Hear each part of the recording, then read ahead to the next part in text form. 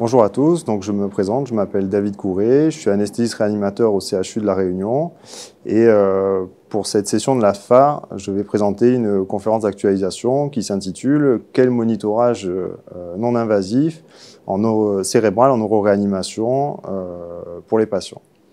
Donc effectivement, depuis les 5 dernières années, pas mal de littérature sont sorties sur essayer de monitorer l'activité cérébrale qui est extrêmement complexe avec des outils non invasifs pour essayer d'avoir un suivi thérapeutique, une surveillance des patients et pourquoi pas un pronostic.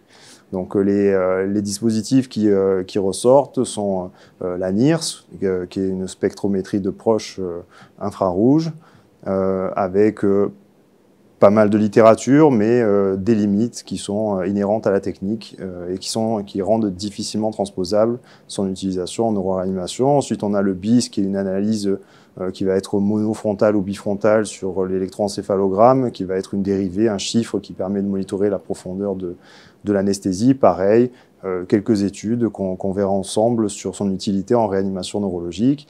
Et puis l'électroencéphalogramme qui prend une place de plus en plus importante dans les services de neuroréanimation pour le suivi thérapeutique, donc pas forcément que les épileptiques, mais aussi tout ce qui va être surveillance de l'apparition de vasospasmes, détection de la conscience, index pronostic, donc pas mal de choses intéressantes qui sortent. Et enfin, un dernier outil qui a une place prépondérante dans la surveillance de ces patients, ça va être la pupillométrie quantitative, avec des outils qui permettent de suivre la pupille des patients, et donc le tronc cérébral, le système nerveux autonome, avec des outils dédiés qui permettent des mesures fiables. Donc on verra tout ça durant cette conférence d'actualisation. Je vous remercie.